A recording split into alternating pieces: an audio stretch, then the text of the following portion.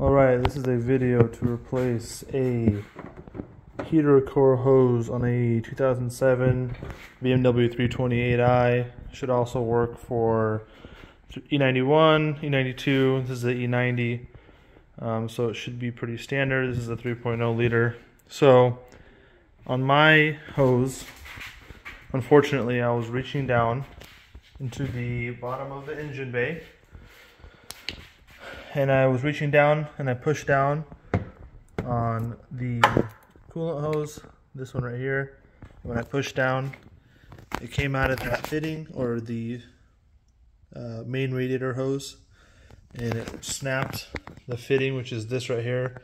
As you can see, it didn't take very much pressure or stress for it to snap, because it was so corroded and broken and messed up, and so it just snapped off.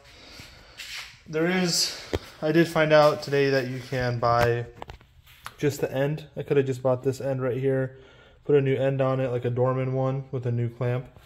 But I opted to buy the entire hose from FCP Euro. It's OEM. There's the part number right there. But I just bought the whole thing because on the inside of the hose, I don't know if I can see here, but I'm gonna, it's kind of hard to tell, but the inside of the hose doesn't look too great. I don't like how it looks, and I think that if I'm going to be replacing it due to it being worn and from age, I think it's just better just to replace the entire thing.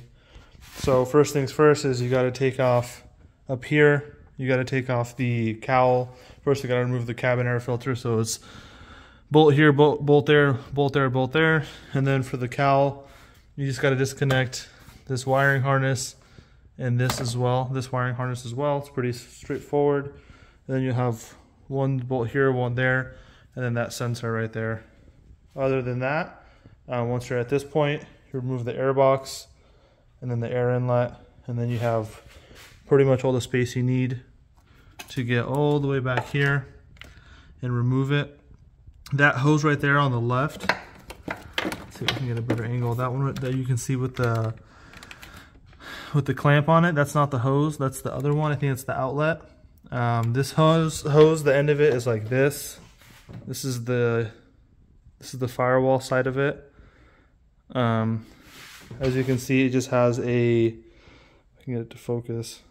It just has a little clamp on it, so you should be able to get in there with a pick, slide it back, and pull it off. So that's what I'm going to try to do right now.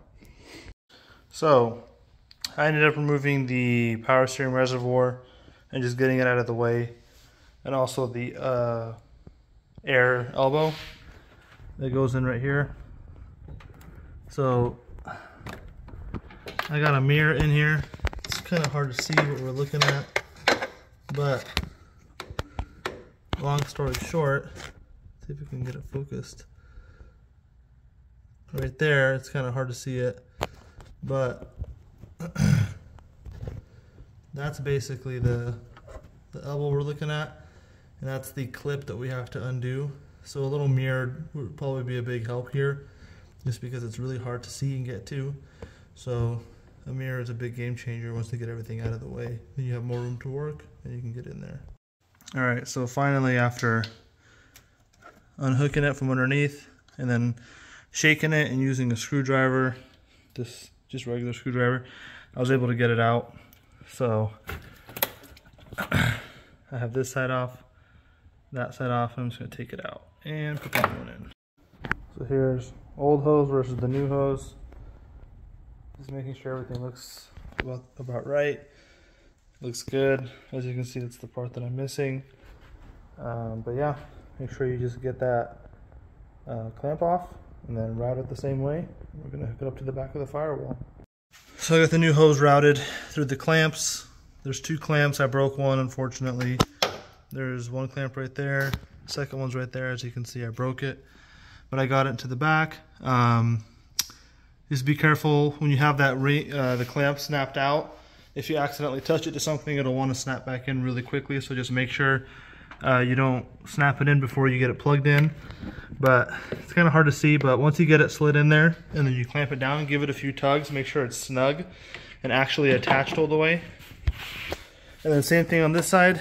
pull the clamp out, and then you want to just line up the slots, push up firmly, snap it in, make sure it's snapped in all the way. Seems good. And then put everything else back in, add coolant, and make sure you bleed it right.